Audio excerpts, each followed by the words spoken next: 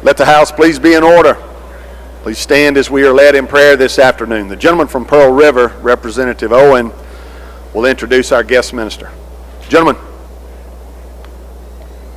Thank you, Mr. Speaker. I have with us today a distinguished gentleman from the great city of Poplarville, Mississippi, Brother Jeff Easterling. He is the pastor of the Barn Church in Poplarville.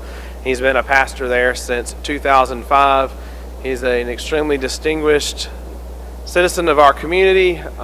He does a lot for people who really need it. There are a lot of people in our community who depend on Brother Easterling to go day to day, and I would like to introduce him to y'all, and he'll come and join us and lead us in a word of prayer to our Heavenly Father. If you would, let's pray. Father, we thank you for this day, and Lord, just for the opportunity that you have given us through the gift of life. And Lord, today as we come to you and stand before you here in the state of Mississippi to conduct business, Father, we just call for your wisdom, call for your insight and your knowledge, Lord, that each and every one in this room needs to make the decisions that they need to best represent their constituents. Most of all, we just call for your presence here today, for your Holy Spirit just to come and engulf each and every one.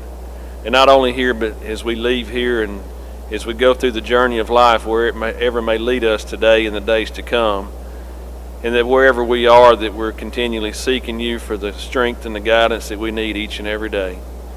So Lord, today we call for your blessings upon this session. We call for your blessings upon this house. Lord, we call for your blessings upon this great state, and for all that we do to bring you glory and honor and praise. In Jesus Christ's name I pray. Amen. Attention, salute, pledge. I pledge allegiance to the flag of the United States of America and to the republic for which it stands, one nation, under God, indivisible, with liberty and justice for all.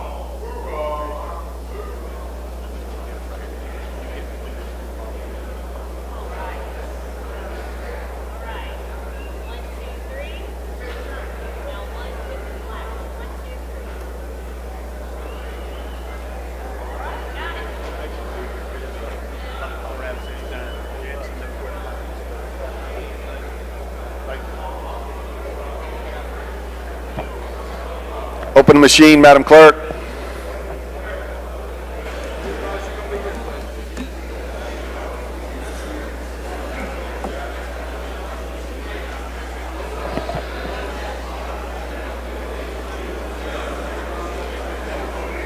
Close the machine, Madam Clerk. There's a quorum present, Mr. Speaker. We will have the reading of the journal. The gentleman from Rankin, Representative Powell, moves we dispense with the reading of the journal. All in favor say aye. Opposed, no. The ayes have it. Report of select committees. We have none, Mr. Speaker. Report of standing committees. We have reports on the calendar, Mr. Speaker. Introduction of bills and constitutional amendments. Gentleman from Marion, Representative Morgan. Thank you, Mr. Speaker. I ask unanimous consent to dispense with the reading of the introductions. Is there objection to this?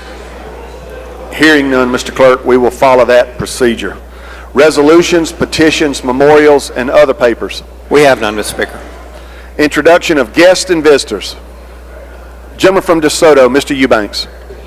Thank you, Mr. Speaker. Ladies and gentlemen of the House, if you'll direct your attention to the North Gallery, I want to introduce some friends of mine, Melissa Cook, Cynthia Bixby, and Rianne Zyla. They are with the Professional Midwives of Mississippi. It's a nonprofit organization representing our midwives and our birth moms from across the state. So thanks for taking care of our babies and our mamas, and welcome to your capital.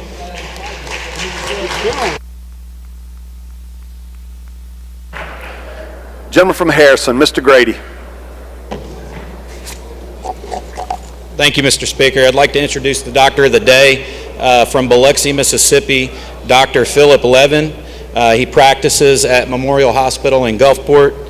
He was the former president for the Coast County Medical Science, former president of the State Emergency Medical Association, and he has authored 32 award-winning books.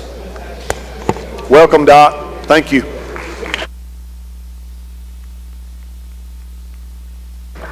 Gentleman from Bolivar, Mr. Sanders. Thank you, Mr. Speaker. I'd like to introduce in the North Gallery a former colleague of mine there from Mississippi Valley State, and also now I'm the Assistant Athletic Director there at Jackson State, Miss Elise Kibber. Let's help make her welcome.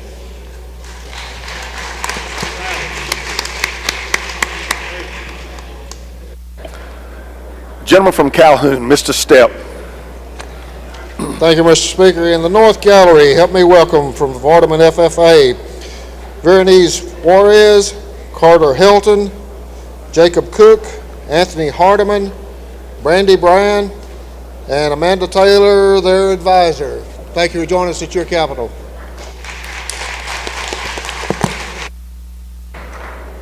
Welcome to y'all. Gentlemen, I had the pleasure of speaking to that group this morning. Good-looking group, lots of accomplishments. Glad to have y'all in your Capitol. All right, I don't see any further introduction. I believe we've got the Chairman of Rules is going to take up a few items, and then he will introduce our special guest. I recognize the Chairman of Rules. Thank you, Mr. Speaker. I've got 3 items I'm going to call up. I've got H.R. number 37, H.R. number 44, and do you have item numbers on those, gentlemen? On today's calendar? Maybe they can get them. Let's see.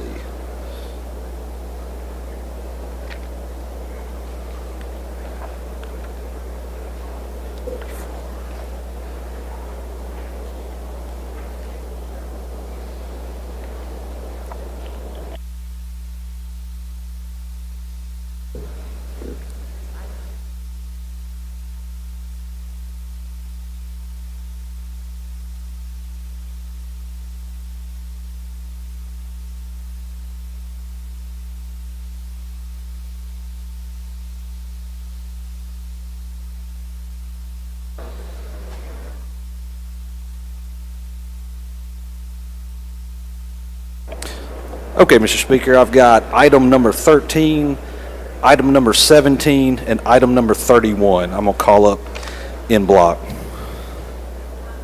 Is there objection? Does any member wish to have one set aside? I see no objection, gentlemen. Okay, that's my explanation of those resolutions. I'll give the members just a minute to look over. Questions on the resolutions? I don't see any, gentlemen. You move adoption? Yes, sir. Gentleman moves adoption of these 3 items, all 3 House resolutions. If you favor the resolutions, indicate by saying aye. Opposed, no. The ayes have it. Resolutions are adopted. And I would like immediate release, please. Gentleman's requested immediate release. Is there objection? Hearing none, we will follow that procedure. Does that conclude your items, gentlemen? Yes, sir. Are you ready for the Yes, Sergeant at Arms to escort? The Sergeant at Arms would escort in our special guest.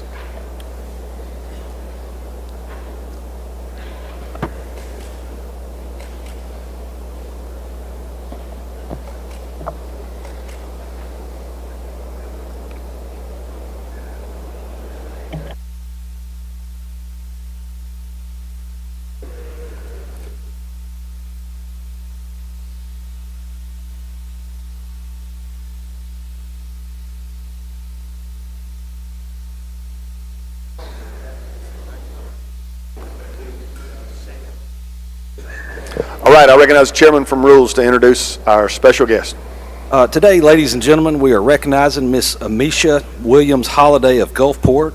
Miss Williams-Holiday is a 3-time first-team All-SWAC selection, a 3-time League Defensive Player of the Year, and became the first SWAC player to win both SWAC Player of the Year and Defensive Player of the Year in honors in the same season. And we are honoring her today for her outstanding achievements and for being the first Mississippi HBCU player drafted by the WNBA.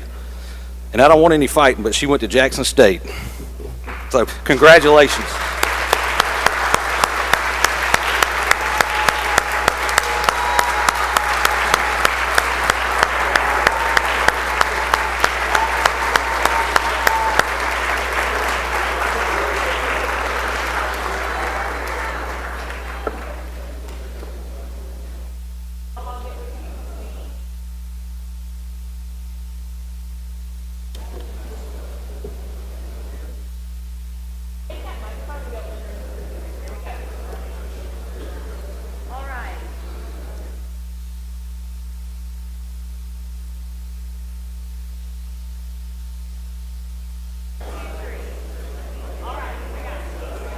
Thank you.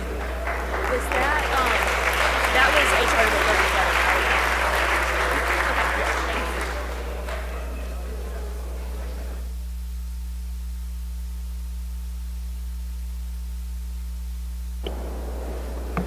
right? First, I want to thank God, who's ahead of my life, and thank you to my husband, to my family, for their unwavering support. I would like to say thank you to my coaches throughout my career, and thank you to my teammates. I'm thankful for the platform that Jackson State provided, allowing me to create history for the university and the HBCU community, and thank you for this recognition. God bless.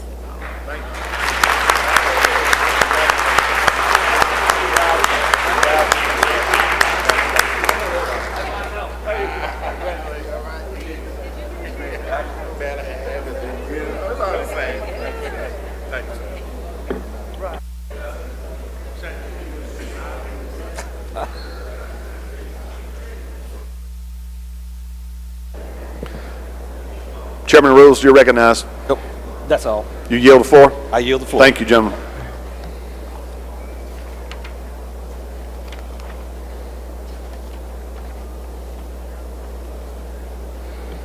All right, we will go to the calendar. Appropriations calendar. He yields. Ways and Means, I think he wants to come back to Ways and Means. We will go to the general calendar. I know we are in committee meetings facing our deadline on Tuesday. I don't know if any chairman had an item that they wanted to take up. I believe the lady from Forest did.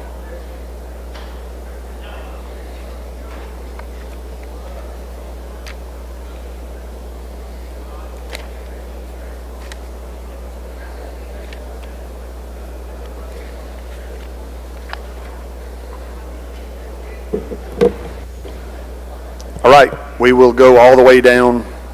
I believe that I recognize the chairman, lady from Forest. Thank you, Mr. Speaker. I'd like to go to number 68 on today's general calendar, House Bill 1725. Call it up and make the usual motions. Lady calls the bill up, moves the rules be suspended, the bill considered engrossed, read the third time, and placed on final passage. All those in favor say aye. Opposed, no. The ayes have it. You're recognized, lady, to explain the bill. Thank you, Mr. Speaker. Ladies and gentlemen of the House, I bring before you House Bill 1725. Beyond the policy and politics of this issue, what we really have before us is a solution to a fundamental challenge: access to health care. It's a topic that should transcend politics and economics, for at its core, it is about the well-being and dignity of every Mississippian. Providing opportunities for health insurance is not just a matter of policy, it is a moral imperative and a reflection of our state, the values of our state. Unfortunately, we as lawmakers can often find ourselves being accustomed to some of the negative indicators regarding our state's quality of life. We hear them a lot, but what we have to remember is that these statistics aren't simply numbers on a page. They reflect the tough circumstances faced by actual people. They show the poor conditions experienced by many of our citizens. We need to feel these things. We need to feel the fact that Mississippians have the shortest life expectancy in the nation. We need to feel the fact that we have the highest rate of preventable deaths, meaning that more Mississippians die unnecessarily than anywhere else. And the reason these things often occur is poor access or no access to care. So many don't have a medical home where they can detect diseases like diabetes and hypertension early in order to prevent fatal complications. So many can't get proper screening for colon or breast cancer when these and other cancers can be diagnosed at a curable stage. We need to feel the weight of that. Furthermore, we need to own the fact that getting women access to primary care before they get pregnant allows them to be healthy when they do become pregnant. Because if we don't, and a woman gets pregnant already having hypertension and diabetes, and in many cases not knowing that she has it, this immediately puts her pregnancy at high risk. meaning that both the woman and the baby have a greater risk of death. This is why Mississippi also leads the nation in maternal mortality, infant mortality, and fetal mortality. Despite our best efforts, we need to understand Mississippi can still be a very dangerous place for an unborn child, simply because women of childbearing age aren't getting the preventive care they need before they get pregnant. We need to fill that. So what do? How can we as leaders provide some avenue for access and coverage for low-income workers who can't afford health insurance and don't qualify for traditional Medicaid? How can we empower our citizens to take more ownership in their personal health? For more than a decade, our state has said no to the provisions offered by the federal government to provide basic coverage to low-income working people of Mississippi. In fact, many of the leaders in our state, good, well-intentioned people, have refused to even allow a conversation to come forward in the form of a bill. Yet we have yet to offer anything that can actually address the problem. No one has presented a better or more affordable way, and no is not a policy that has helped or will help low-income working Mississippians. Since 2014, 40 states have adopted some form of the Affordable Care Act's provision to allow the federal government to largely pay for health insurance for their low-income citizens who are not eligible for traditional Medicaid. House Bill 1725, entitled the Healthy Mississippi Works Act, would direct Mississippi's Division of Medicaid to enter into negotiations with the Centers for Medicare and Medicaid, known as CMS, for a Section 1115 waiver in Section 1 of the bill under the following conditions to provide coverage for those persons ages 19 to 64 with incomes under 138% of the federal poverty level as defined in the ACA. The conditions are employed for at least 20 hours per week in a position for which health insurance is not provided by an employer, or enrolled as a full-time student in high school or college, or enrolled full-time in a workforce training program. If the person voluntarily disenrolls from insurance coverage, then they cannot be covered under the Healthy Mississippi Works Act for 12 months. Coverage does not apply to non-U.S. citizens who are ineligible for Medicaid benefits. The delivery system of these services would be through the Medicaid Coordinated Care Program, or as we usually refer to it as Managed Care, or MCOs. MCOs must provide workforce training, skills building, and education to enhance careers or finding a job. They will also provide financial literacy materials to promote wise financial decision making. Enrollees will have access to state plan medical benefits available for adults as described in the ACA, which are hospital, physician, ambulance, and non-emergency medical transport. There is a copay of $10 for non-emergency use of an emergency room. This copay is waived if the person calls the MCO nurse hotline prior to visiting, and it is refunded if the person is admitted to the hospital on the same visit. The funding of the program should be a combination of federal and state funds at a 90-10 match. The state share of the match will come from an assessment on hospitals and a 4% assessment on the Medicaid MCOs. If the federal match drops below 90%, the waiver will end and the plan members will be disenrolled. However, in this bill, if the waiver and its work requirement are not approved by CMS before September 30th, 2024, then the Division of Medicaid should still have to cover this eligible population with the same provisions as described in the waiver, but through a state plan amendment. Either way, whether through a waiver or a state plan amendment, there is a 4-year repealer on this bill.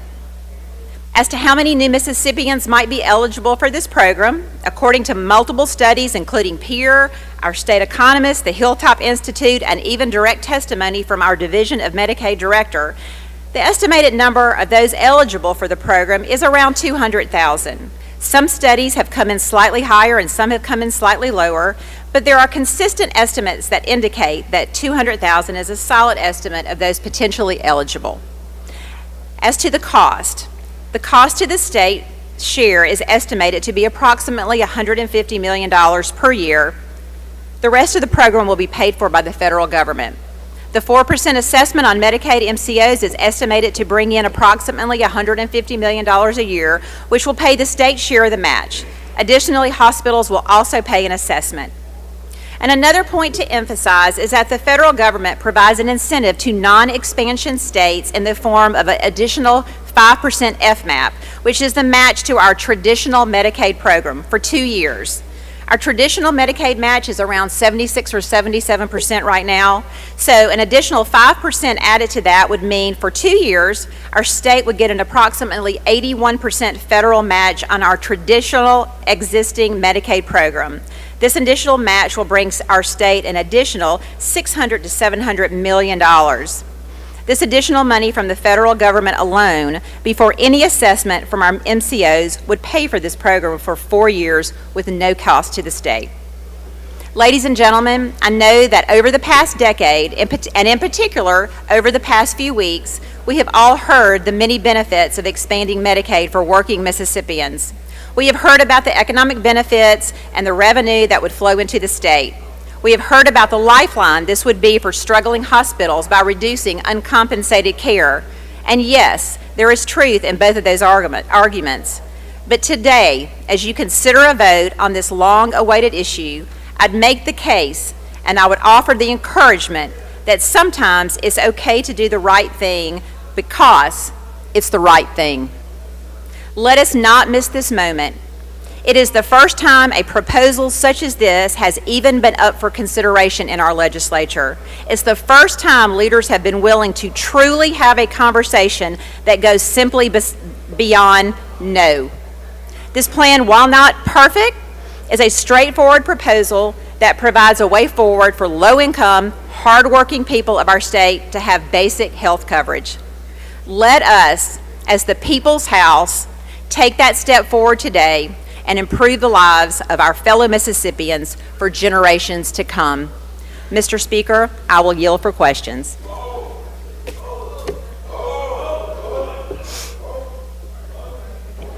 Questions on the bill?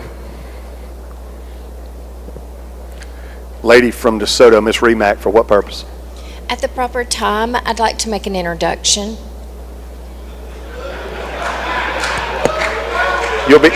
You'll be recognized. Thank you, lady. Questions on the bill?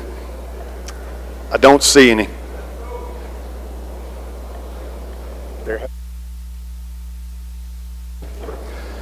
All right. Move final passage, Mr. Speaker. Lady moves final passage. Open the machine, Madam Clerk. If you favor the bill, vote aye. If you're opposed, vote nay.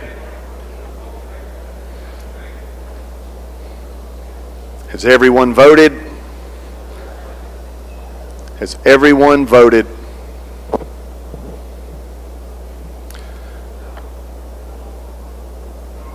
Close the machine, Madam Clerk. By a vote of 96 yeas, 20 nays, the bill passes.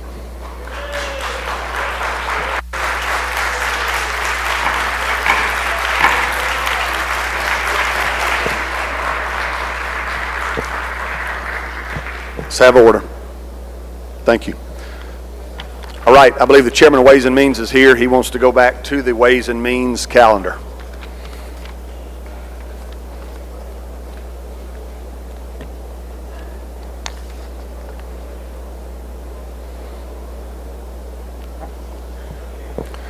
Gentleman from Tate's recognized. Thank you, Mr. Speaker. We would go to the Ways and Means calendar and look at item 17, House Bill number 1647, and we do have a committee substitute. Gentleman calls the bill up, moves the rules be suspended, the bill considered engrossed, read the third time, and placed on final passage. All those in favor say aye. Opposed, no.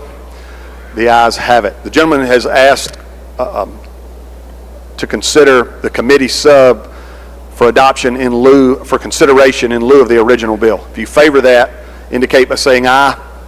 Opposed, no. The ayes have it. You're recognized to explain the committee sub, gentlemen. Thank you, Mr. Speaker. So in continuing on with the conversation of how do we provide better health care options and delivery of health care in a more affordable way to our citizens, we'll have a discussion at this time on 1647. What this would do would take the Affordable Care Act federal health care exchange that runs currently private health insurance items in the policies in the arena from 100% of the federal poverty level up to 400% and replace it with a state-run exchange. What this would do would incentivize through tax incentives both insurance companies as well as healthcare providers to accept plans that are in this new pool of insurance. And so with the end goal of being more of a robust marketplace that people could seek in the exchange, they would still maintain the same federal subsidies that have existed now for 10 plus years since the existence of the Affordable Care Act and the federal marketplace. And so, Mr. Speaker, that is an explanation of the bill. I'll be happy, some people may have questions, I'll be happy to take them. But again, it would give the state more control over the marketplace and the healthcare exchange that we currently have as opposed to just relying on the federal government. Thank you. Questions on the bill? Lady from Jones, Ms. Scott. Will the gentleman yield? Yes. Mr. Chairman, now I'm trying to understand what it is that we're doing. Can you tell me what specifically that the state will have more flexibility in a state health exchange that is not available now in the federal health exchange? Well, the state would run it. The state would control it as opposed to the federal government. Okay, and so the dollars that go into the healthcare exchange does come directly from the federal government, doesn't it? If you're talking about the subsidies, the tax credits, yes. The subsidies, there are federal subsidies for that. What this bill did would create additional incentives on a state level that would further incentivize better insurance policies, more insurance companies to participate in that program. Okay, so can you tell me where will the dollars come from that will increase the subsidies from the state's perspective? Where is that money coming from? No, there is no money. What it is, it's tax credits, okay, and tax deductions. So from the insurance standpoint, there would be a 20% insurance tax credit on their premium tax that they pay for the money that the insurance companies derive from participation in the state exchange. On the provider level, it would be a 20% deduction on the income that those healthcare providers derive from becoming in-network and treating patients with those plans. Okay, and so when we do this, because the exchange shall not exceed $1,500,000, when we do this, will the people who are, well, let me ask you this, will this have a woodworking effect? Do you think? I don't know that I follow you there. Could you help me with that? Okay, well, the insurance people would know what that is. But let me ask you this, Mr. Chairman. When we move this from the federal exchange to have state oversight, you say we're going to 400%. I don't know that much about the exchange. That's why I'm asking you this question. The exchange is the federal exchange at 400% now?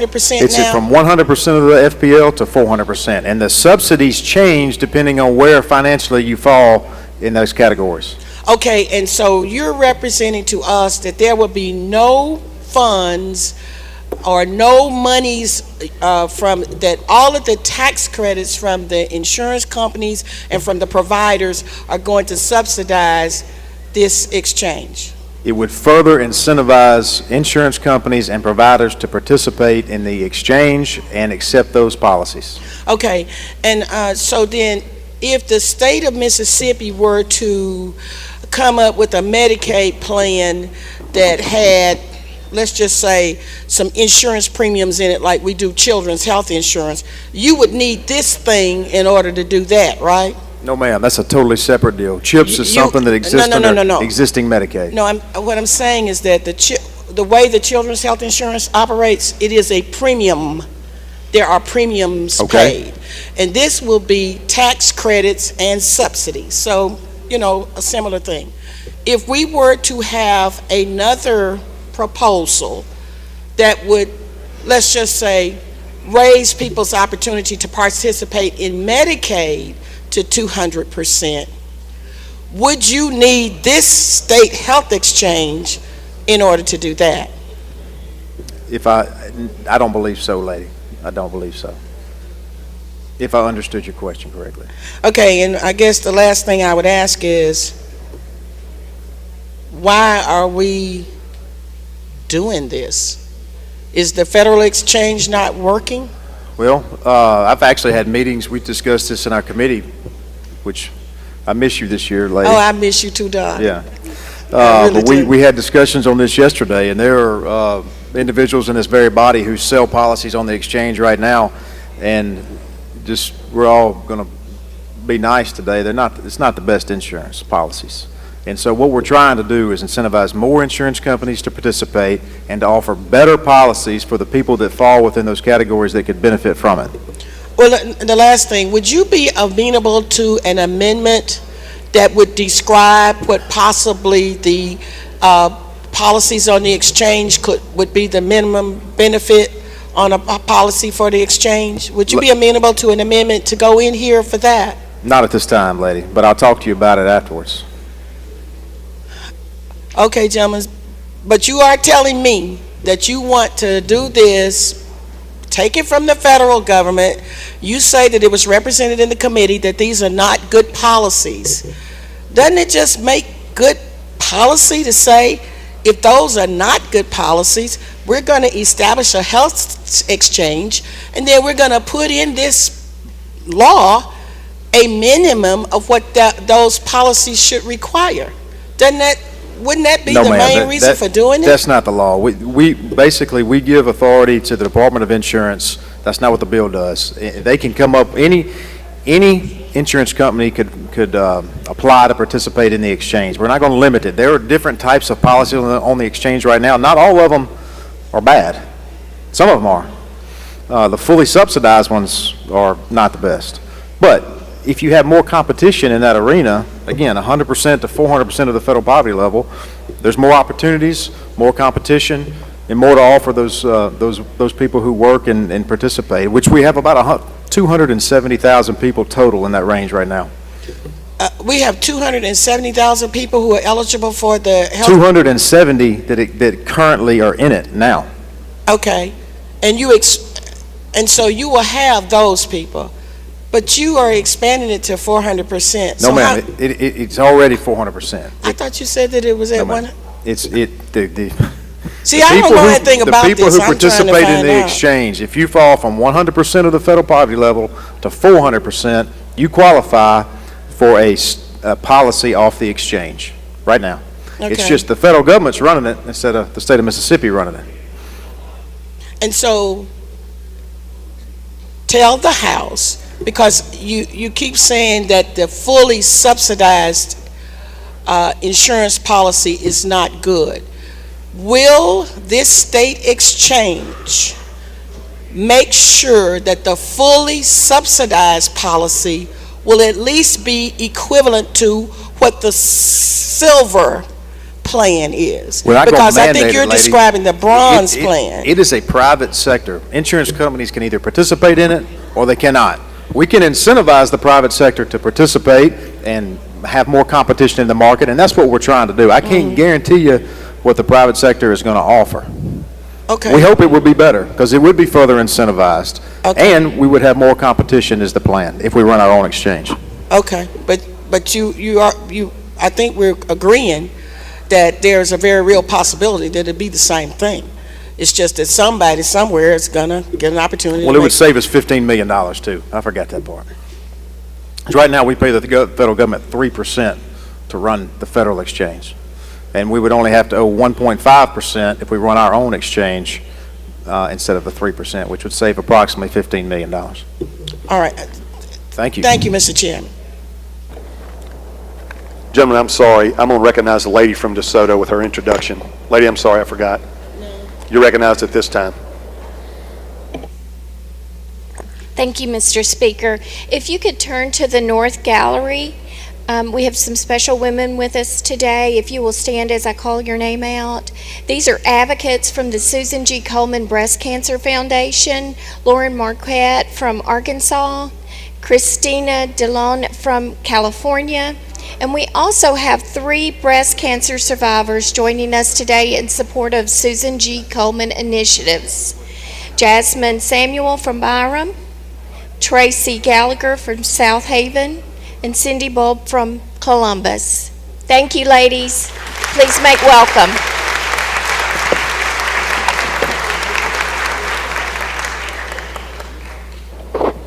All right, gentlemen.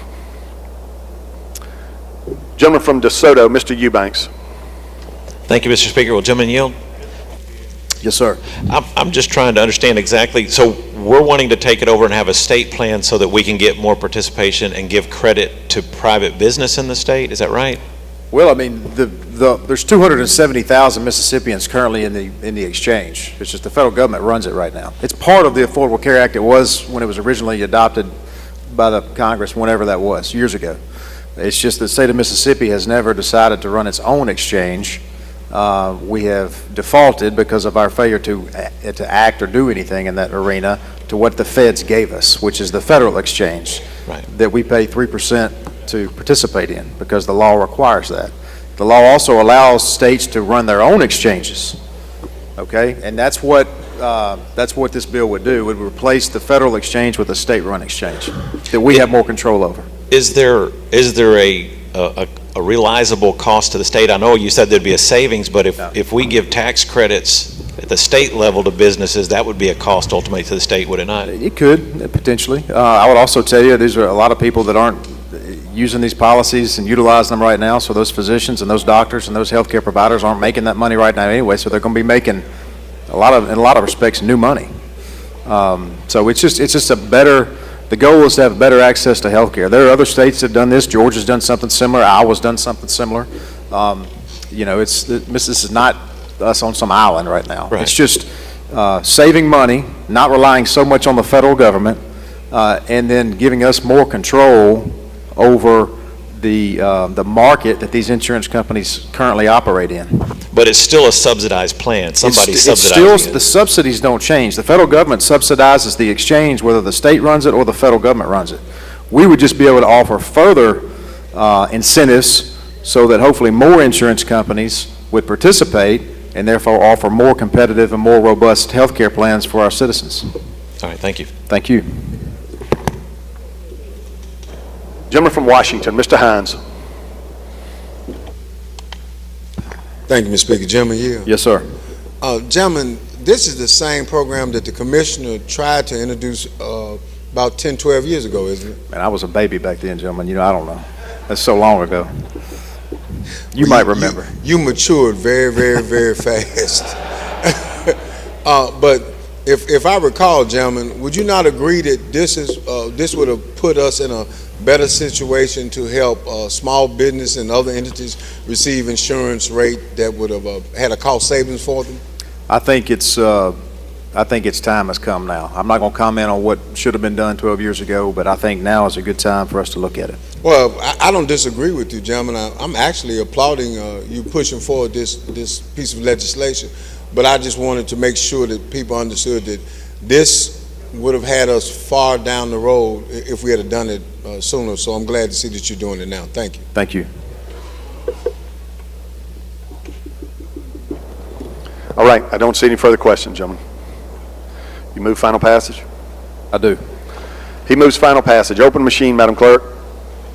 If you favor the bill, vote aye. If you're opposed, vote nay. Has everyone voted? Has everyone voted? Close the machine, Madam Clerk. By a vote of 111 yeas, 5 nays, the bill passes. Next item, Mr. Chairman. We're going to, if it's okay with the Speaker, I've got 2 more that are somewhat time-sensitive matters I'd like to take up. Shouldn't take long. You're recognized, gentlemen. Thank you. The next one is item 16, House Bill 1621. I'd call that bill up, make the usual motion. Gentleman calls the bill up, moves the rules be suspended, the bill considered engrossed, read the 3rd time, and placed on final passage. All those in favor indicate by saying aye. Opposed, no. The ayes have it. You're recognized to explain the bill. Thank you. This bill is dealing with MFLEX. This comes to us from MDA. There were some in the recent year, and specifically the recent economic development projects. There was some typos in the existing law in and that should have been an and or. And a few other things that just needed to be cleaned up. And so this is what this is. MDA has asked for this, as there are current businesses that are relying on this law right now I'd like to go ahead and move this forward. It's just a cleanup bill. That's all it is. Questions on the bill? I don't see any, gentlemen. Move final passage. Gentleman moves final passage. Open machine, Madam Clerk. If you favor the bill, vote aye. If you're opposed, vote nay. Has everyone voted? Has everyone voted? Close the machine, Madam Clerk. By a vote of 115 yeas, 0 nays, the bill passes. Next item, Mr. Chairman. The next item would be item 20, House Bill 1617. I call that bill up, make the usual motion. Gentleman calls the bill up, moves the rules be suspended, the bill considered engrossed, read the third time, and placed on final passage. All in favor say aye. Opposed, no. The ayes have it. You're recognized to explain the bill. Thank you, Mr. Speaker. This is another industrial and economic development project bill where the County of Lowndes is requesting language that would allow them to start developing their next mega site for economic development purposes with speed to market. I thought it was important. Let's go ahead and try to get this thing out and move through. But this would allow their Industrial Development Authority to borrow money to improve this next mega site and get it ready for hopefully a new company as soon as possible. That's the explanation of the bill. Questions on the bill? I don't see any, Mr. Chairman. Move final passage. Gentleman moves final passage. Open machine, Madam Clerk. If you favor the bill, vote aye. If you're opposed, vote nay. Has everyone voted? Has everyone voted? Close the machine, Madam Clerk. By a vote of 118 yeas, 0 nays, the bill passes. Anything further, Mr. Chairman? Ways and Means yields.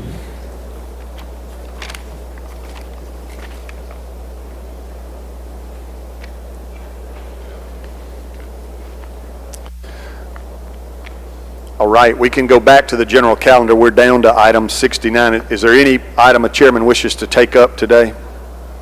Chairman of Judd B. Is there anyone else? I don't see any other chairman seeking recognition. Chairman of Judd B.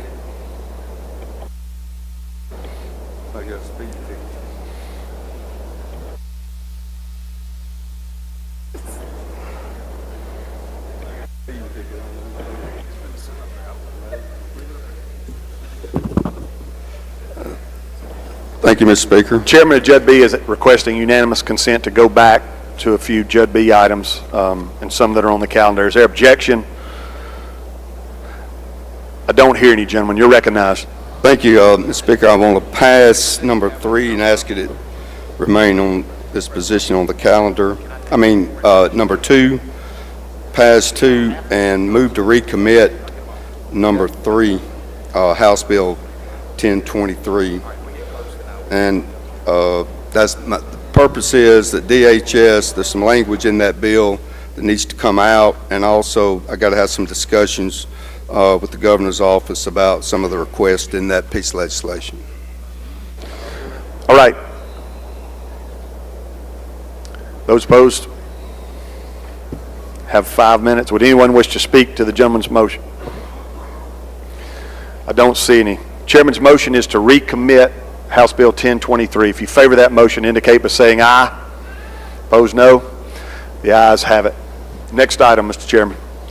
Thank you, Mr. Speaker. I'd like to go to item number 30, House Bill 1196, and advance the usual motions.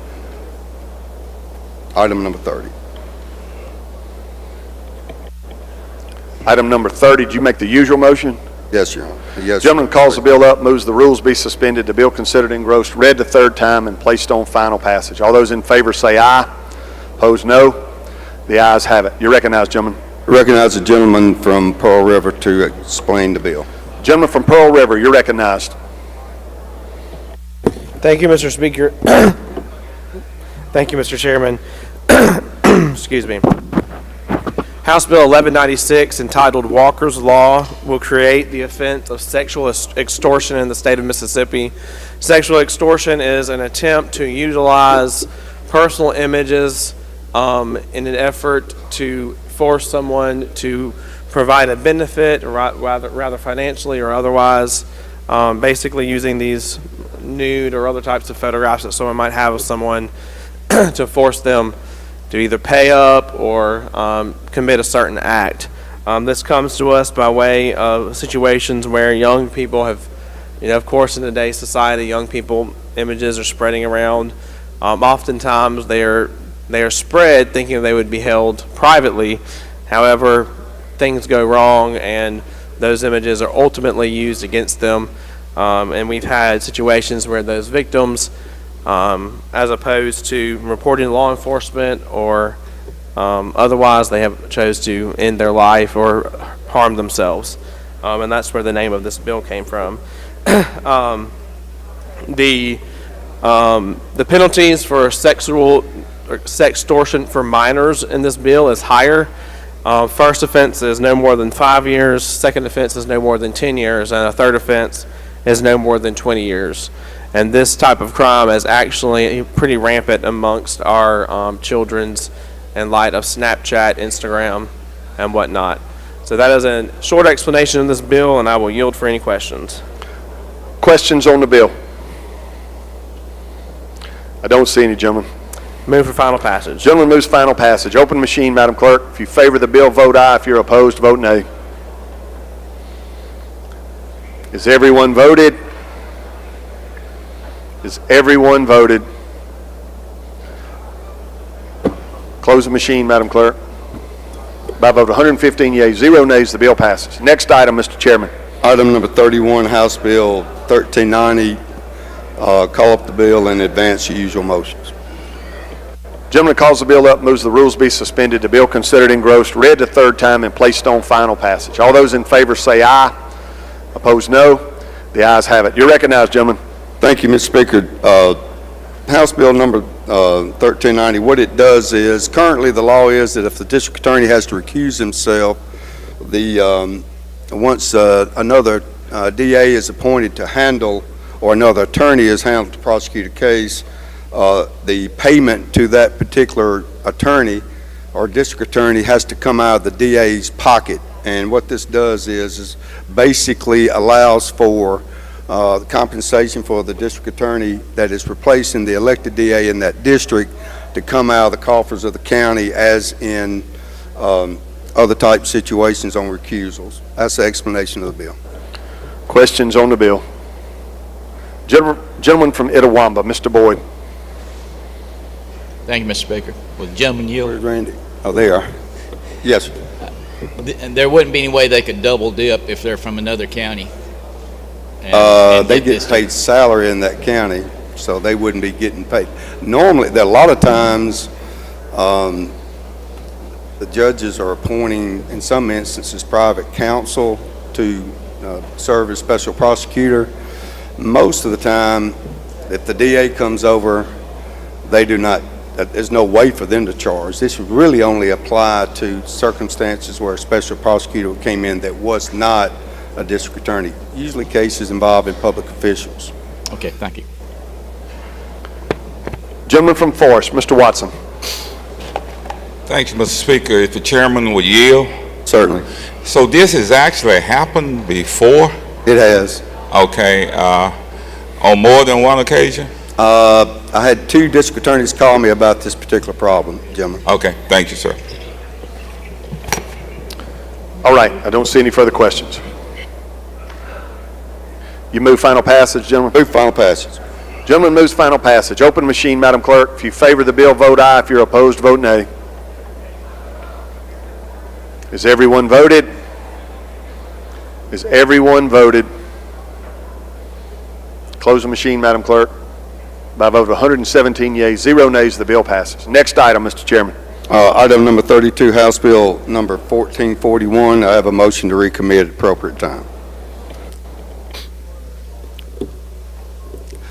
Gentlemen, you need to call that bill up first. I'm sorry, I call it up. Gentleman calls the bill up, moves the rules be suspended, the bill considered engrossed, read the third time, and placed on final passage. All those in favor say aye. Opposed, no. The ayes have it. Motion is to recommit that. Gentleman's motion is to recommit. Does anyone wish to speak to the gentleman's motion?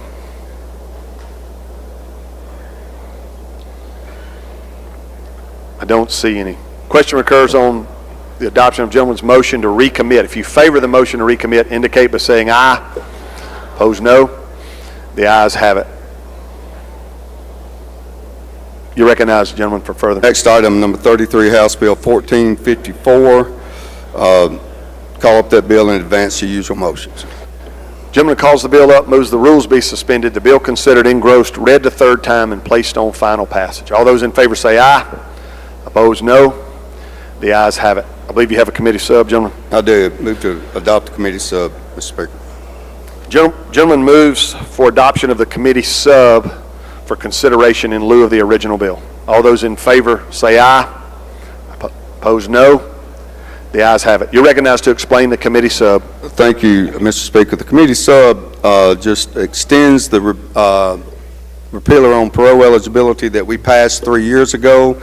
Became law, signed by the governor. The original bill had it extended for 3 years. The committee sub extends it for 2 years. That's the explanation of the committee sub, Mr. Speaker. Questions on the committee sub? I don't see any. You move final passage? Move final passage. Gentleman moves final passage. Open machine, Madam Clerk. If you favor the bill, vote aye. If you're opposed, vote nay. Has everyone voted? Has everyone voted? Close the machine, Madam Clerk. By a vote of 119 yeas, 0 nays, the bill passes. Next item, Mr. Chairman. Number 34, House Bill 783. Call it up and advance the usual motions. Gentleman calls the bill up, moves the rules be suspended, the bill considered engrossed, read the third time, and placed on final passage. All those in favor say aye. Opposed, no. The ayes have it. You're recognized to explain the bill. Recognize Vice Chairman from Pearl River to explain the bill.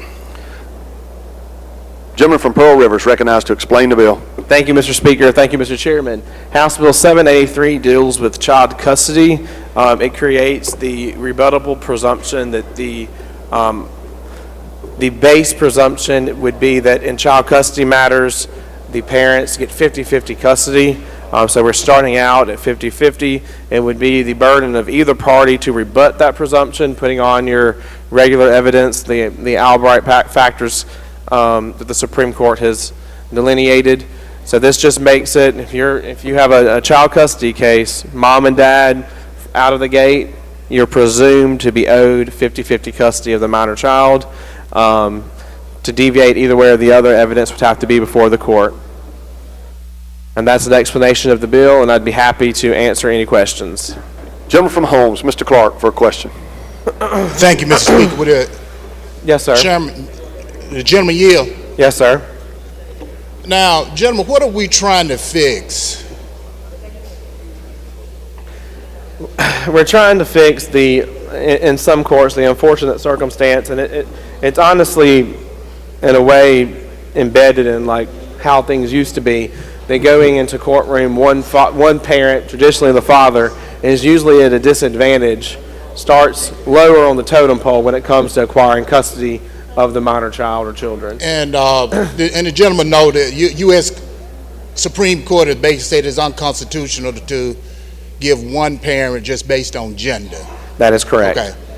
And your point is you got some judges sometimes still don't quite subscribe to that school of thought.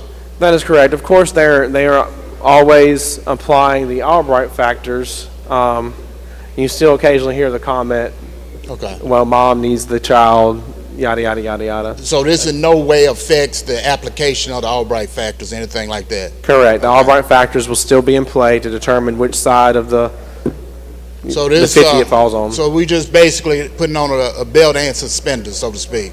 Yeah, that's a good way to put it. Just reinforcing what's already law? What's already law, yes, sir. Thank you, gentlemen. Gentleman from Forest, Mr. Watson.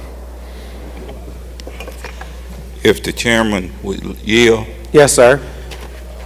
Of course, what you're doing here is starting out with a rebuttable presumption of joint legal and physical custody. That's correct. And of course, there's a difference between the two. That is correct, yes, sir. Okay, and when you address the question from the gentleman from Holmes, you're saying that this is a codification of case law? And I don't know if I would say the codification of case law as I would say the codification of how cases are currently being processed throughout the state. We practice in the same district, the same chancery district, so kind of by way of default, a lot of our judges are already moving towards going into court, putting both parents on equal footing, whether it be legal or physical custody. And then the Albright factors bring them, the Albright factors could be neutral all the way and they stay at 50-50, or it could lean in the favor of one parent over the other. So this is sort of codifying what most courts are already doing and how courts throughout the country are moving towards in setting the parents on equal footing coming into the courtroom. Now, I know this bill comes to this body as a recommendation from some group or organization. Yes, sir. I believe it. Wasn't this?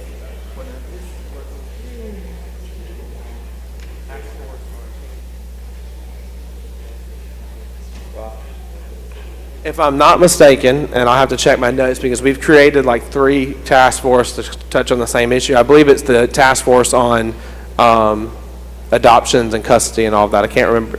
Which one? Okay, it wasn't that one. The lady here is telling me it was not that one. There was a task force. I can't remember which one it was, though. Okay, but is some association making this recommendation to the legislature? There have been some, yes, sir. What? There have been some, yes, sir, from what they're telling me behind me. Oh, there has been some? Yes, sir. Okay. All right. Now, does this add to or take anything from the case law? No, sir. Not that I'm aware. And has this bill ever passed the Mississippi House of Representatives? Not that I can recall, no, sir. Okay. Have you all had any hearings on this bill? Not that I'm aware of, no, sir. All right. Thank you, sir. Thank you, sir. Thank you. All right, I don't see any further questions, gentlemen. You move final passage? Yes, Mr. Speaker. Gentleman moves final passage. Open machine, Madam Clerk. If you favor the bill, vote aye. If you're opposed, vote nay. Has everyone voted? Has everyone voted? Close the machine, Madam Clerk.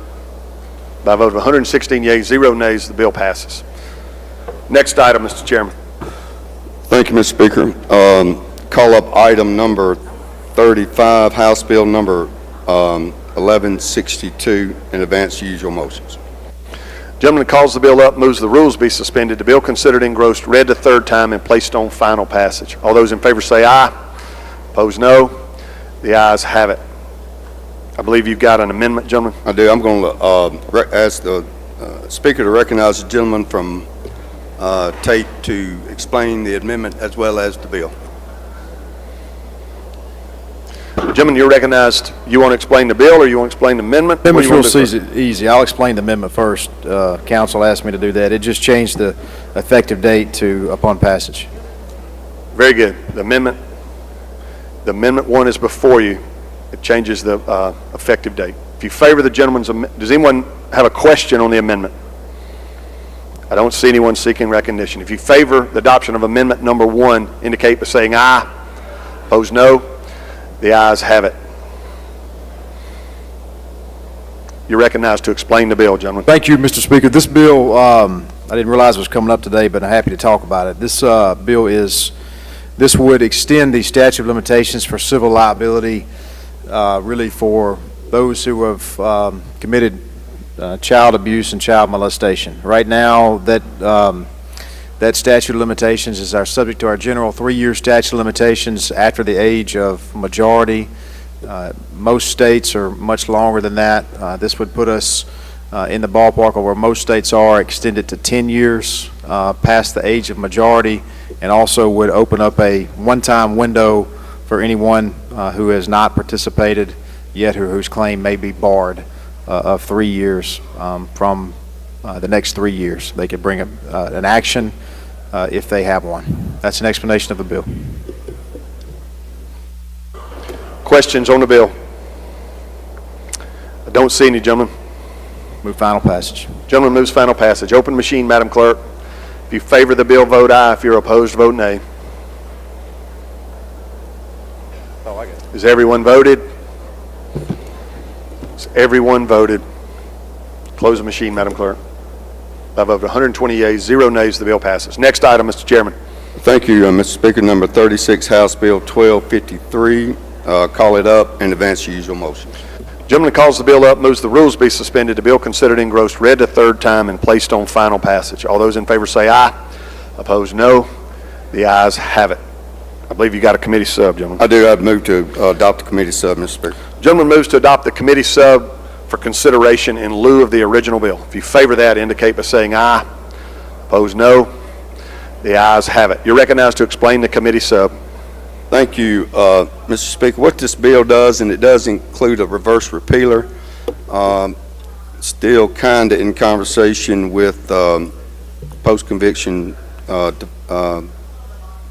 counsel, indigent counsel on some language on this. However, what this bill does is prohibit someone from filing basically successive writs after you've been denied to file a post-conviction petition or have had one ruled on. You have to get permission from the Supreme Court before you can file one in the lower court. And that's the explanation of the bill. Questions on the bill? I don't see any, gentlemen. Move final passage. Gentleman moves, I'm sorry, gentleman from Jefferson. For what purpose? Question, Your You're recognized. Yes. For the gentleman yield. Yes, sir. You say successive petitions? It's kind of it clarifies the successive writ situation. Right now, an individual can file multiple petitions in the lower court, go to the clerks, just continue to file. Even though they may get denied, the clerks are still under obligation to file those particular petitions. What this does is before, if you've had your 3-year, on the regular 3-year statute of limitations under PCCR, once you've exhausted that and you've filed an additional petition, that petition you would have to have permission from the Supreme Court to, if you put your grounds in that petition to the Supreme Court, they could say, yes, you can file it in the circuit court or county court, wherever the conviction arose, then you could move forward. It's basically a situation where people, inmates or petitioners are constantly filing petitions, clogging up some of the dockets, and once they're filed, the lower courts have to address it some way. It can't just lay there. So that's basically what this is. I have talked to post-conviction folks on this and another piece of legislation about newly discovered evidence. That's why I put a reverse repealer in. I'm trying to get that language where we can get together on it. That's my concern, gentlemen, the newly discovered evidence in post-conviction petitions. Right. We're working on that language, gentlemen. I think we're going to get something worked out, but I just want to get this. I do have a reverse repealer in it. Hopefully we can get that done. Okay. I think we can. Thank you for your question. Don't see any further questions, gentlemen. Move final passage. Gentleman moves final passage. Open machine, Madam Clerk. If you favor the bill, vote aye. If you're opposed, vote nay. Has everyone voted? Has everyone voted? Close the machine, Madam Clerk. By a vote of 107 yeas, 7 nays, the bill passes. Next item, gentlemen. Item number 37, House Bill 1342. I want to pass it, Mr. Speaker, and ask that it retain its place on the calendar. And move to number 38, House Bill number 724. Call it up. Gentleman calls the bill up, moves the rules be suspended, the bill considered engrossed, read the third time, and placed on final passage. All in favor say aye. Opposed, no. The ayes have it. You're recognized to explain the bill. Thank you, Mr. Speaker. Ladies and gentlemen, what this bill does, currently under law on the expungement code section, if you've had a conviction expunged by the governor, it is still listed as a disqualifying conviction for purposes of voting, as well as also NCIC, things of that nature. There's no provision right now. If you get your case dismissed, you can get it expunged or remanded, but if it's pardoned, there's no provision that allows for you to get that conviction expunged off your criminal record. What this does is add language that allows pardoned convictions to be expunged. It goes through the same process. You would have to have a hearing, and the judge still has a discretion as to whether or not you complied with all provisions of 1571, and if you have not, I guess he could deny it, committed other offenses, things like that. But it just adds pardon convictions in the category. That's the explanation of the bill. Questions on the bill? I don't see any, gentlemen. Move final passage. Gentleman moves final passage. Open the machine, Madam Clerk. If you favor the bill, vote aye. If you're opposed, vote nay. Has everyone voted? Has everyone voted? Close the machine, Madam Clerk. By a vote of 114 yeas, 0 nays, the bill passes. Anything further, Mr. Chairman? Judge be you.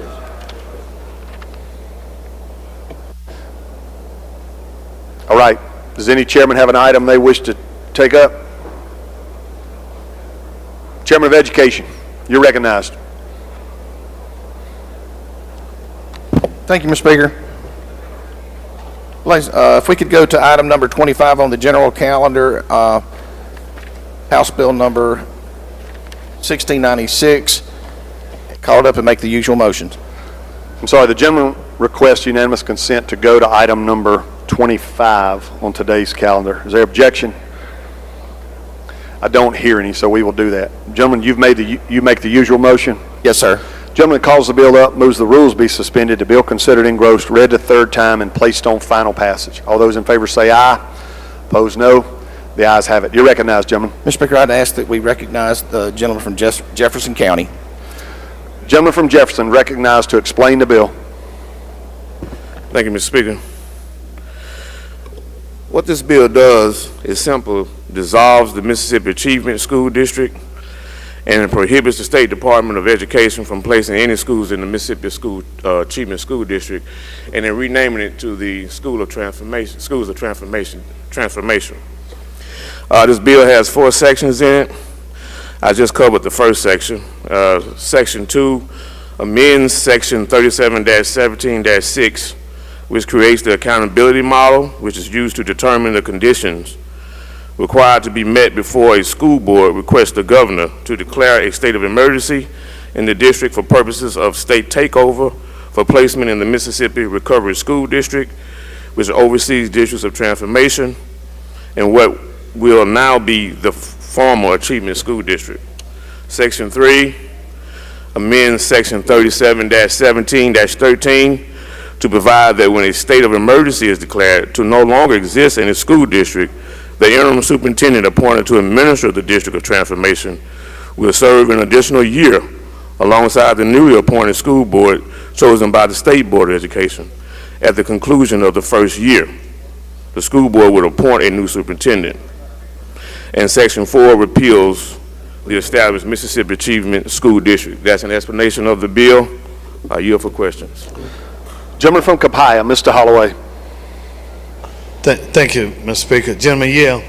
I do. Now, this Mississippi Education Achievement District, how many schools are currently in that district? There are currently 2 schools, Yazoo and Humphreys County.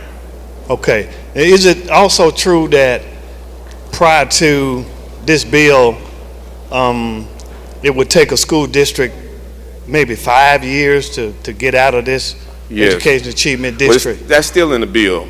Now, if the State Board of Education thinks that the school is ready to come out of the transformation, then they can do so. But it's still a 5-year plan for improvement in school districts. So how long does it take for this Education Achievement District to be abolished? Well, 5 years. I mean, no, the district, not the district school. At the conclusion of this school year, it will be abolished. Okay, gentlemen, you got a good bill. Appreciate it. Thank you. Gentleman from Bolivar, Mr. Sanders. Thank you, Mr. Speaker. Gentleman, yeah? I do. I noticed the name change. I just wanted to see if the objectives stay the same. Are we going to get a better objectives? Or? We're still holding the schools accountable. The name is changing, but the objectives are there are a few tweaks in the bill, right. But the schools are still being held accountable basically the same way. Okay, thank you. Gentleman from Washington, Mr. Hines. Thank you, Mr. Speaker. Gentleman, yield. I yield. Thank you, gentlemen. Did you have any input in this piece of legislation? This legislation comes from the State Board of Education. Okay, So this would it's not- ensure that the issues that Yazoo and Humphreys County had will be rectified? Yes, sir. Okay. Thank you, gentlemen. Lady from Humphreys, Ms. James Jones. Thank you, Mr. Speaker, and thank you so much for finally acknowledging that we really need to have this addressed. We look forward to this bill. It's a very good bill. We appreciate it, and we look forward to it, and asking for the ladies and gentlemen to definitely look forward to handling this bill of 1696. Thank you, sir. Thank you, lady. All right, I don't see any further questions. You move final passage. Move final passage. Gentleman moves final passage. Open the machine, Madam Clerk. If you favor the bill, vote aye. If you're opposed, vote nay. Is everyone voted? Is everyone voted? Close the machine, Madam Clerk. By a vote of 119 yeas, 0 nays, the bill passes. Next item, Mr. Chairman. Thank you, Mr. Speaker. If we could go to number 26, House Bill number 1670, and recognize the gentleman from Jefferson County to handle this bill as well. Gentleman from Jefferson is recognized to handle the bill. Gentlemen, did you make the usual motion? Yes. Gentleman calls the bill up, moves the rules be suspended, the bill considered engrossed, read the third time, and placed on final passage. All those in favor say aye. Opposed, no. The ayes have it. You're recognized, gentlemen. All this bill does is it classifies individual children with handicaps that's in pre-K programs in the state. Currently, they classify children from kindergarten to 12th grade that have handicaps, they have disability, but they don't have a classification in the pre-K programs. So there are about 20 or 30 pre-K programs in the state, and they're not classifying individuals with disability. They're not classifying students with disabilities. So this bill would classify students with disabilities in pre-K programs. I'm sorry, I wasn't speaking in the mic. That's an explanation of the bill. Questions on the bill? Don't see any, gentlemen. Move for final passage. Gentleman moves final passage. Open machine, Madam Clerk. If you favor the bill, vote aye. If you're opposed, vote nay. Has everyone voted? Has everyone voted? Close the machine, Madam Clerk. By a vote of 118 yeas, 0 nays, the bill passes. Next item, Mr. Chairman. Thank you, Mr. Speaker. We can go to line 27 and House Bill number 1669 and make the usual motions. Gentleman calls the bill up, moves the rules be suspended, the bill considered engrossed, read the third time, and placed on final passage. All those in favor say aye. Opposed, no. The ayes have it. You're recognized, gentlemen. Mr. Speaker, if we could recognize the gentleman from Hines to present the bill. Gentleman from Hines is recognized to explain the bill.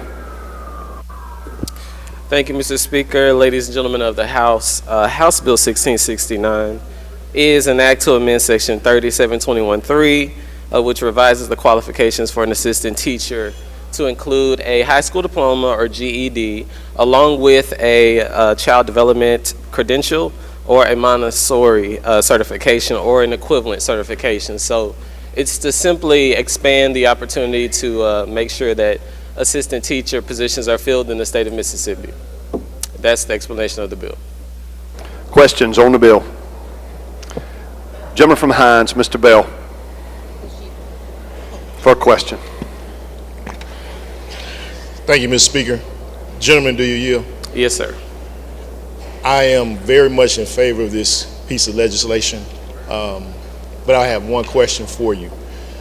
And he talks about the qualifications of an assistant teacher. At one point in your life, were you not an assistant teacher? No, sir, it was not. You were not? No. Okay. At one point in your life, were you serviced by an assistant teacher? I was. What? No further questions. Thank you, gentlemen, for stopping right there. Lady from Harrison, Miss Crawford, for a question. Will the gentleman yield? Yes, ma'am. What about the current assistant teachers? Are they grandfather claused in, or will they have to go back and get additional schooling? So they're grandfathered in. Okay, thank you. All right, I don't see any further questions, gentlemen. Move for final passage. Gentleman moves final passage. Open the machine, Madam Clerk. If you favor the bill, vote aye. If you're opposed, vote nay. Has everyone voted? Has everyone voted? Close the machine, Madam Clerk. By a vote of 118 yeas, 0 nays, the bill passes. Next item, Mr. Chairman. Thank you, Mr. Speaker. If we could go to number 28, House Bill number 1194, and make the usual motion. Gentleman calls the bill up, moves the rules be suspended, the bill considered engrossed, read the third time, and placed on final passage. All those in favor say aye. Opposed, no. The ayes have it. You're recognized, gentlemen. If we could recognize the gentleman from Jackson County. Gentleman from Jackson, recognized to explain the bill. Thank you, Mr. Speaker. Thank you, Mr. Chairman. I've got House Bill 1194 here. What this does is it allows the Department of Education to do aggregate reporting of expulsion data, but it prevents them from revealing any personally identifiable information. Right now, they can require school districts to report the name, age, expulsion time, etc. on that.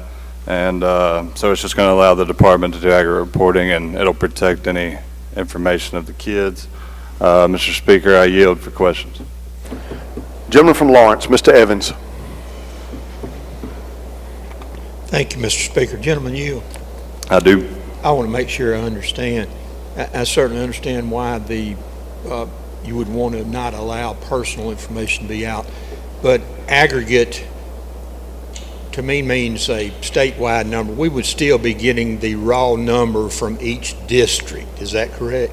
Yes, sir. Yes, sir. Just would not be a personal identification involved with it. Correct, yes. The aggregate reporting is the only thing protecting that information. The department can still require that the district report the name, age, and all that information. Right. If I wanted to get the number for Lawrence County High School, let's say, I could get the number, but I couldn't get anything else, right? Correct. Thank you. Gentleman from Grenada, Mr. Horan. Gentleman, yield. Yes, I do. Gentlemen, I failed to ask you this question when you had your pink vest, whatever it is, Hunter Pink question. Can you tell the body here 3 things that don't lie? I don't know, gentlemen. I'm going to leave that one up to you. Do you remember 3 things that don't lie? You remember? I don't recall. It's slipping my memory. Children, drunks, and what's the third thing? He doesn't know the answer to that. I don't know the answer. Huh? You know I the don't answer? know the answer. No, you know number 2? And yoga pants. You remember that? Thank you, gentlemen. Thank you for refreshing my mind. Gentleman from Washington, Mr. Bailey.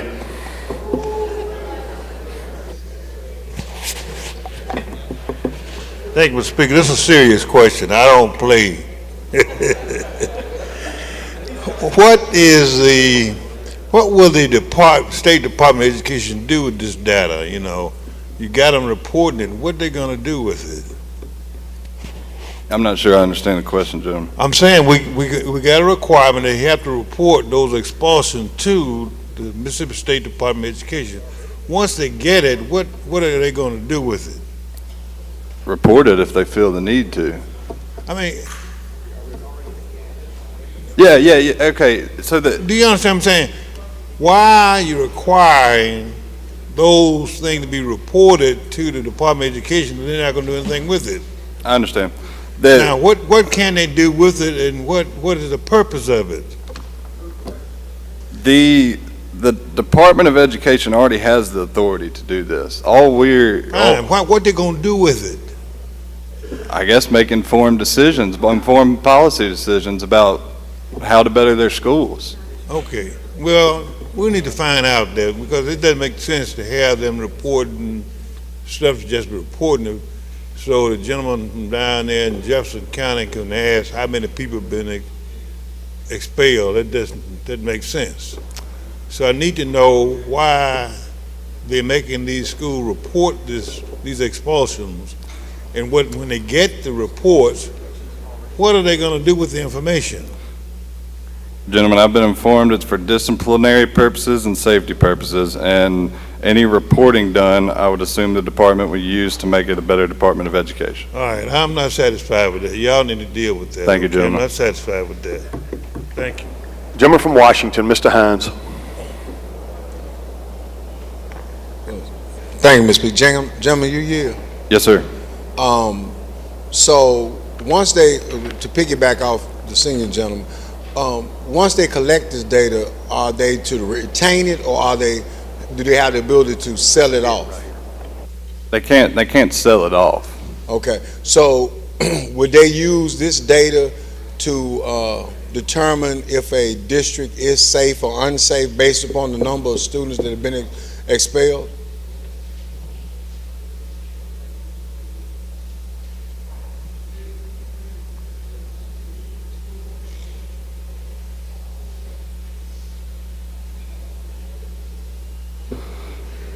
Gentlemen, yes, but that's not the purpose. I've been informed it's to make decisions such as whether disciplinary decisions, policy-based decisions, hiring decisions, whether it be recruiting new officers to be at the school due to the amount of expulsions. They got to make staff and policy decisions based on the reporting. All right, so follow me if you will. What happens if a entity decides to do business in this particular state and they send a consultant to go to the State Department of Ed and see what type of school district lies within this county? Can this information be, is it public information? Can it be given to that entity who's doing the research if they redact names and ages? It's only a number of incidents. They're not going to get any personally identifiable information as the bill is written. So if I have I've had 20 expulsions based upon fights at my school district. How would they affect the rating of my school district if someone asked if this was a safe or unsafe district? Expulsions are not a part of the accountability model, gentlemen. All right, gentlemen. Thank you. Thank you. Don't see any further questions, gentlemen. Move final passage. Gentleman moves final passage. Open the machine, Madam Clerk. If you favor the bill, vote aye. If you're opposed, vote nay. Has everyone voted?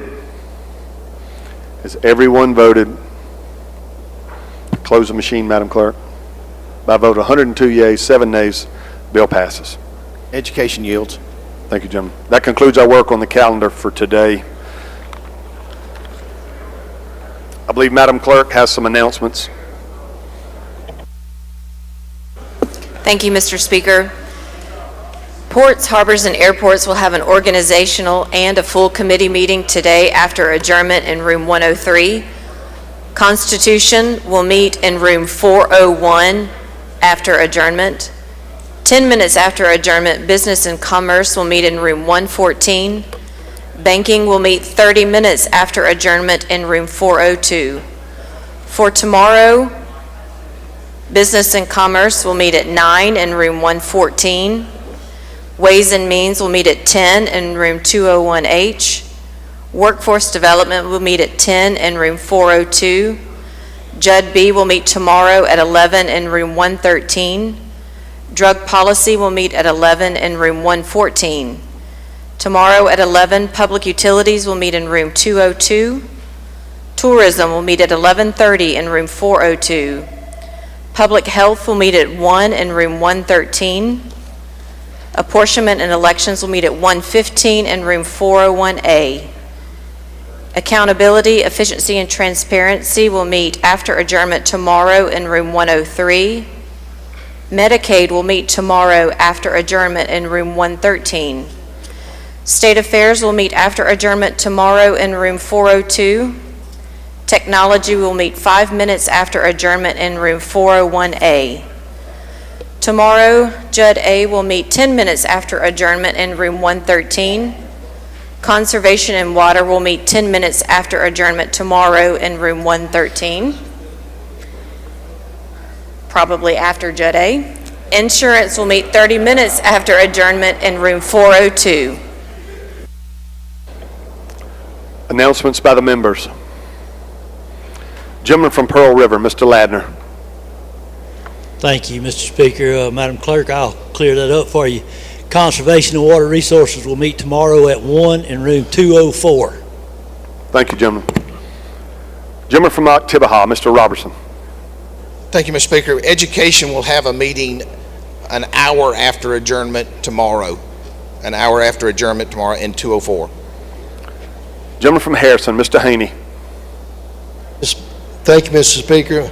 Madam Clerk, you might have mentioned it. I was talking to someone. Tourism meeting, 11:30 tomorrow, room 402. If you did, thank you. Gentleman from Hines, Mr. Nelson. Thank you, Mr. Speaker. On tomorrow, the Mississippi Coalition Against Domestic Violence Teen Advocacy Council will be meeting in room 114 from 10 o'clock until 11 o'clock a.m. Please stop by and say hello to them. Gentleman from Marion, Mr. Morgan. Thank you, Mr. Speaker. If y'all happen to look on your desk, you'll see you got a little pine tree up there. Mr. Soggins said if you didn't want it, he had a place in Jones County in his yard that he would love to put it in. And we collected them right here if you want to turn it in. All right, I believe Madam Clerk has one more announcement. Thank you, Mr. Speaker. Ways and Means will not meet tomorrow. Ways and Means will not meet tomorrow. Okay, any further announcement before I put the motion? Gentleman from Rankin, you're recognized for the motion. I move that the House stand adjourned until 2 p.m. tomorrow. Gentleman's motion is the House stand adjourned until 2 p.m. tomorrow. If you favor that motion, indicate by saying aye. Opposed, no. The ayes have it. The House stands adjourned until 2 p.m. tomorrow.